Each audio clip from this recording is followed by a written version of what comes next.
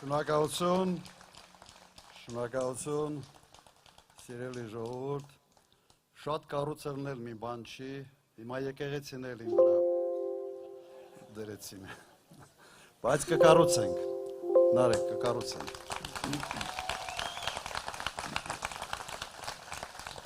Ժողովուրդ ջան, ես կառաջարկեի մի փոքր մտավոր վարժանք մենք կատարենք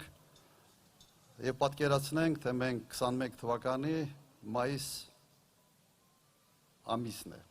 ամսում ենք գտնվում։ Գնում է քարոզարշավ և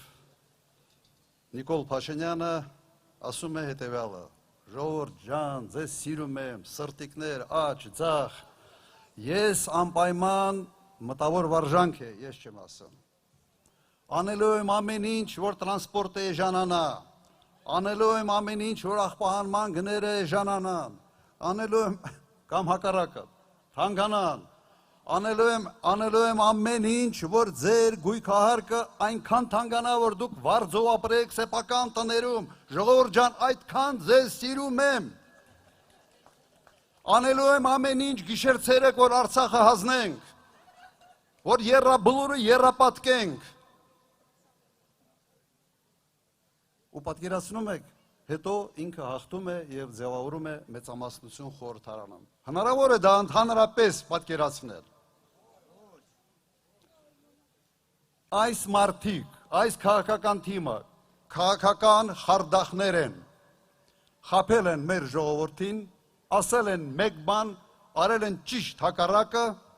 բերել են ավերություններ, զոհեր, ընդհանրապես արել են ամեն ինչ ցույց տալու համար, որ իրենց խոսքը ունի զրոյական արժեք։ Հիմա պատրաստ ենք մենք նույն մարդկանց մի անգամ էլ մարդկանց համար քվեարկել։ Ոչ, մերժում ենք դա։ Շնորհակալություն, հասկացանք։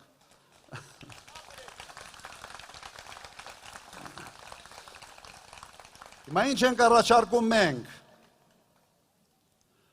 Առաջարկում ենք, որ Երևանը պետք է զարգանա։ Տեսնում ենք, որ 8 տարվա ընթացքում ավելացնելով պարտքը 8 միլիարդ դոլարով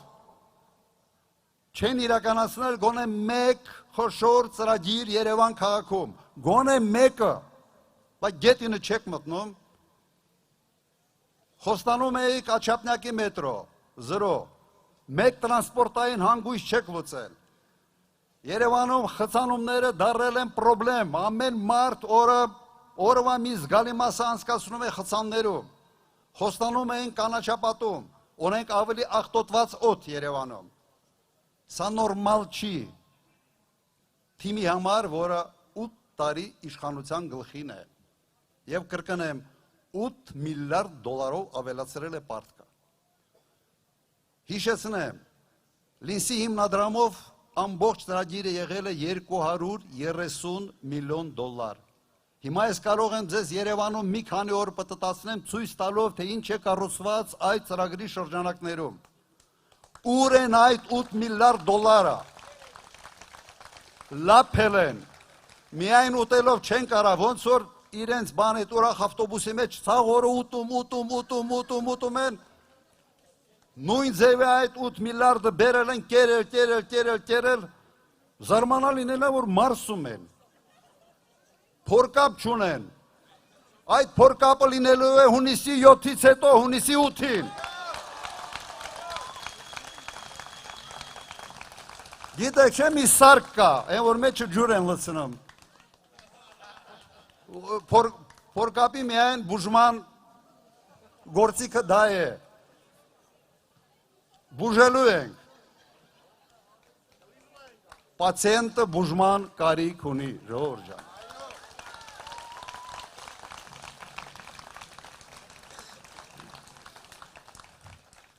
Հիմա մի քանի խոսք անվտանգության հարցերի վերաբերյալ։ Մեր անվտանգության մոդելը շատ պարզ է։ Մենք ասում ենք հետևյալը. Երկիրը պետք է ունենա մրցունակ բանակ, ուժեղ առաջնորդ, հզոր դաշնակից։ Հասկանալի է, չէ՞։ Եվ այս երեք բաղադրիչը իրար հետ փոխկապակցված են։ Չի կարող երկիրը ունենալ մարտունակ, ժամանակակից բանակ, եթե չունի ուժեղ առաջնորդ։ Չի կարող երկիրը ունենալ հզոր դաշնակից, եթե չունի ուժեղ առաջնորդ եւ մարտունակ բանակ։ Հակառակ դեպքում դու ես պետք։ Դու գործընկեր չես, դու բեռ ես։ Եվ առանց հզոր դաշնակցի դժվար է ապահովել ամբողջական անվտանգությունը, որովհետև դու կարող ես հակադրվել փոքր երկրներին, բայց մեծ երկրների համար պետք է նաև մեծ ուժեղ հզոր դաշնակից։ Եվ սա է խաղաղության բանաձևը։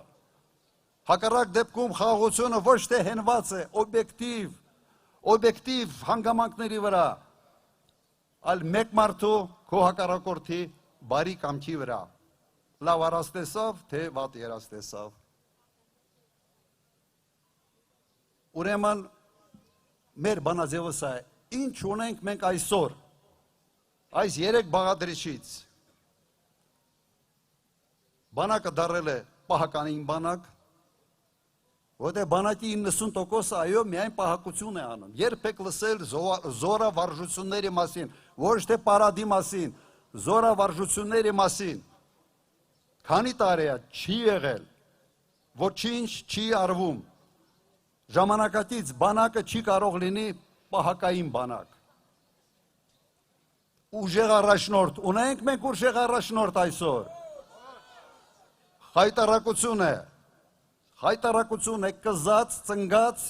երկիրը խայտարակող, հարբեցող։ Եվ վերջապես երրորդ կոմպոնենտը, հզոր դաշնակիցը, ամեն օր հետևողական քայլելով փչացնում են հարաբերությունները այդ դաշնակցի հետ։ Ինչի համար։ Որ ստեղծեն մի վիճակ ասելու ձեզ, որ ժողովուրդ ջան, ելք չունենք, մենակ ենք, ոչ ոք մեր կողքին կանգնած չի։ Խեղճ ենք, ուրեմն պետք է ենթարկվենք բոլոր պահանջներին։ Ուրիշ բացատրություն այս ամենը չունի։ Միայն թշնամին է կարող առաջնորդել երկիրը այս տարբերակով։ Մենք սա մերժում ենք։ Եվ եթե դուք համաձայն եք իմ հետ, ուրեմն բոլորս միասին, հունիսի 7-ին, համար 17-ին, համաձայն եք, ուրեմն հունիսի 7, համար 17, հունիսի 7, 17, և ով քվեարկում է Նիկոլի համար, քվեարկում է Ալիևի համար։ Սա պարզ ճշմարտություն է։ Աշխատեք ձեր բոլոր հարևանների հետ, ընկերների հետ, բարեկամների հետ, համոզեք և պետք է հասնել մեկ հստակ բանաձև, մեր ապագան մեր ձեռքում է և քվեարկում ենք Հայաստանի համար։ Այո, շնորհակալություն, ապրեք։